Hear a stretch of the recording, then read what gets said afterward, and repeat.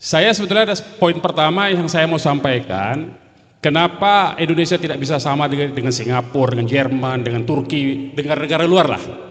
Ya karena pemimpinnya itu bengis dan kejam kepada rakyat, tapi dengan pihak asing, negara dalam konteks ya modal maupun negara asing itu menyembah dan inlander mentalnya. Lihat saja beberapa menteri kemarin, Elon Musk itu berfoto ya di belakang kayak dayang-dayang aja begitu, padahal dia menteri itu. Kalau Erdogan tadi kan diusirnya malahan ke duta-duta besar itu. Indonesia nggak berani karena karakter pemimpinnya memang karakter tempe semua. Jadi dia orientasinya itu menyembah kepada pihak luar, menyembah kepada negara asing, menyembah kepada modal asing dan kepada oligark, tapi kepada rakyat itu kejam dan bengisnya luar biasa. Ya. Dan itu terbukti misalnya aparat-aparat negara kita ini sudah jadi kacung modal. Kita bisa saksikan satu lembaga yang harusnya ngurus urusan teroris tapi ngurusin Kejaksaan Agung, nyerbuk Kejaksaan Agung. Apa Kejaksaan Agung itu apa markasnya teroris? Itu kan perlu dipertanyakan itu sebetulnya. Nah, jadi itu menurut saya menjadi bukti penting bahwa institusi yang keluar dari tupoksinya itu membuktikan bahwa institusi itu sudah menjadi alat politik sebetulnya. Ya saya tidak takut karena dia lagi sibuk ngejar Kejaksaan Agung sebetulnya. Biarin aja itu. Syukur-syukur terus-terusan itu yang pertama. Nah yang kedua, karena memang tadi bicara sistem, bicara bicara karakter pemimpinnya, bicara sistemnya.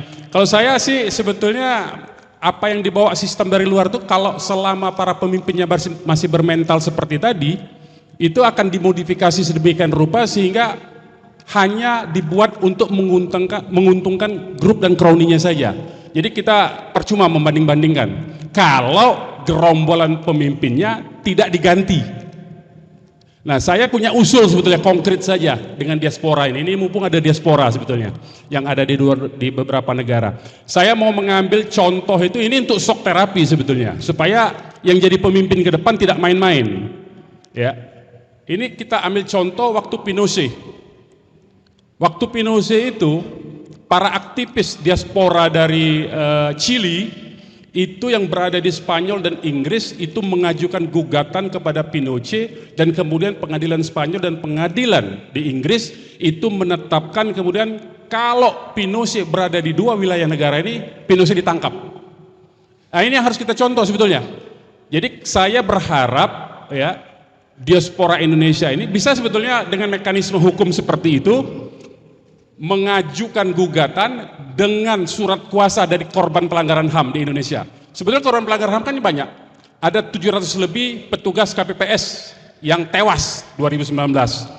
Ada kemudian 10 orang yang tewas waktu demonstrasi di Bawaslu.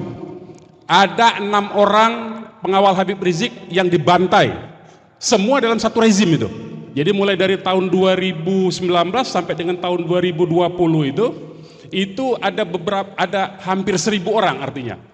Nah saya berpikir supaya diaspora yang ada di berbagai negara ini yang sistem hukumnya bisa membuka peluang untuk diajukan gugatan secara perdata dulu untuk nama-nama tertentu, terutama pucuk pimpinannya. Kalau ini orang berkunjung ke negara itu dikeluarkan surat perintah penangkapan dari pengadilannya supaya dia kapok nih.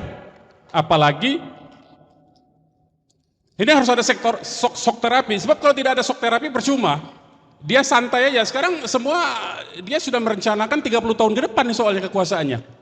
Nah kalau tidak di shock terapi seperti itu, si cungkring ini ya, kalau tidak ada upaya untuk ini kan tinggal berapa bulan nih. Saya kira teman-teman di luar negeri bisa punya kesempatan dalam beberapa bulan ini untuk mendaftarkan gugatan di berbagai pengadilan di luar negeri, apakah di Australia, apakah di New York, apakah di Inggris, apakah di Jerman, semua tempat yang memungkinkan.